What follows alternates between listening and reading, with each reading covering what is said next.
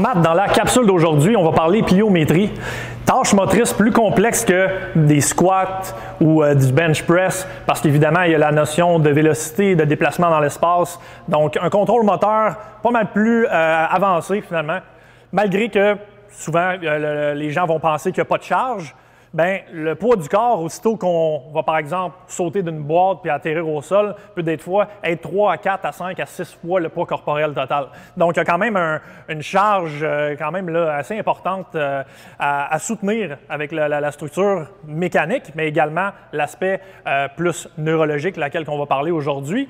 La question que j'ai pour toi, en fait, c'est dans le contexte du vidéo que vous voyez présentement, où ce qu'on a une absorption à faire avec, en premier lieu, le segment de la cheville, qui va évidemment décupler vers le genou, la hanche, le reste du corps. Quand on voit des asymétries entre un côté du corps versus l'autre, et même à la limite dans l'absorption carrément du mouvement qui est la première version de la pliométrie, hein, on absorbe avant de faire quoi que ce soit. C'est quoi les enjeux que tu pourrais nous parler et comment on peut intervenir en tant que praticien, en tant que posturologue et professionnel dans la motricité? Ce qui est intéressant, c'est que oui, la pliométrie a des fois un mauvais nom, mais peut-être pas pour les bonnes raisons. Parce qu'en fait, on va dire « Ah, c'est quand même pas mal plus intense que d'autres formes d'activité physique à cause justement de ce que tu décris. » Oui, puis c'est vrai que c'est peut-être juste avec le poids du corps, mais il décuple ce poids du corps-là de par les forces qui sont absorbées. En fait, c'est que le déséquilibre d'un individu, par exemple, quand il marche, sont tout aussi ou tout autant présents quand on fait de la pliométrie. Donc, cette fameuse absorption dont tu parles sur la vidéo qu'on va voir. Là.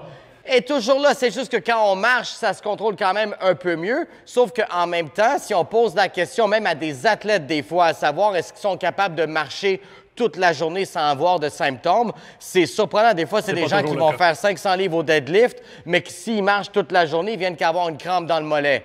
Donc ça, déjà, ça parle. Et ça parle du fait qu'il n'y a peut-être pas une connexion optimale entre le cerveau et les muscles, ce qui fait que si, au-delà du fait qu'on peut avoir un déficit dans une activité motrice comme la marche, où il y a un certain coefficient d'absorption, imagine quand on le multiplie dans le contexte de la pliométrie. Ouais, donc, je pense que le problème, c'est pas la pliométrie, même si je sais qu'il y a un paquet de facteurs à mettre en place pour bien faire de la pliométrie. Mais je pense que, en fait, surtout si on voit des asymétries droite-gauche, comme celle qu'on a décrite dans la vidéo, ben là, oui, je pense qu'il faut regarder le système d'équilibre, le système postural, puis les patrons moteurs d'un individu pour comprendre que le problème, c'est pas la pliométrie, c'est le système de la personne qui n'a pas la compétence pour faire de la pliométrie à ce moment-là.